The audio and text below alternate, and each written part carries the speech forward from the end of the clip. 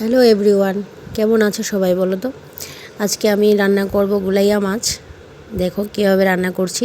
আমি প্যানে একদম অল্প একটু তেল দিয়েছি। অল্প তেলেও ভালো রান্না করা যায়। এখানে পেঁয়াজ সোমবার দিয়েছি।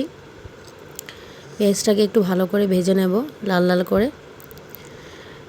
ভাজার পর এখানটায় আমি মশলা দিয়ে দেব। মশলায় আমি দিয়েছি টমেটো, পেঁয়াজ, কাঁচামরিচ, আদা, জিরা সব কিছু দিয়ে একটা মশলা বানিয়ে সেটাকে দিয়ে দিয়েছি। এখন মশলাটা ভালোভাবে কষিয়ে নেব। নুন হলুদও দিয়ে দিয়েছি। এখন এটাকে ভালোভাবে কষিয়ে তারপর আলু দিয়ে রান্না করব। আলুটা দিয়ে দেব। আমি আলুটা আগে সিদ্ধ করে নিয়েছি, তার জন্য আলুটা আর ভাজবো না। কারণ যেহেতু আমি তেল কম দিয়ে রান্না করছি, সেই জন্য আমি আলুটা আর ভাজবো না। আলুটাকে একবারে মশলার সঙ্গে এভাবে একটু ভেজে নেব। দেখো কালারটা কি সুন্দর এসেছে। ভেজে নেব, তারপর এখানটায় একটু জল দিয়ে দেব।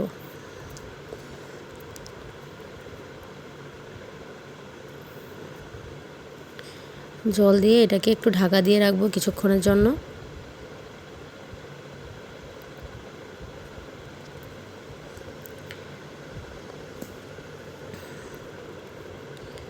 ঢাকা দিয়ে দেখো এখন হয়ে গেছে প্রায়, আমার মাছের ঝোলটা প্রায় কমপ্লিট হয়ে গেছে। আলুগুলোও ভালো করে সিদ্ধ হয়ে গেছে।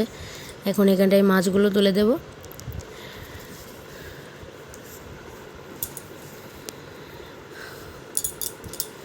মাছগুলো তুলে দিয়ে এখানটায় মাছগুলো ভালোভাবে নাড়াচাড়া করে 1-2 সেকেন্ড রাখবো, তারপর নামিয়ে নেব।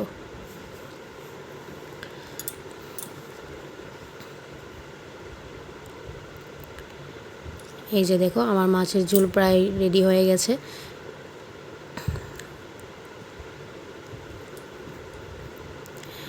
কেমন হয়েছে, কেমন লাগলো অবশ্যই জানাবে, কিন্তু কমেন্টে জানাবে তোমাদের কীরকম লাগলো। অল্প তেলেও ভালো রান্না করা যায়।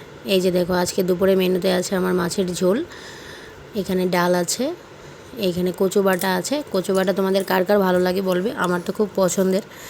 আর এখানে ভাত হয়ে যাচ্ছে। এটাই আজকে দুপুরের মেনু। চলো টাটা, বাই বাই।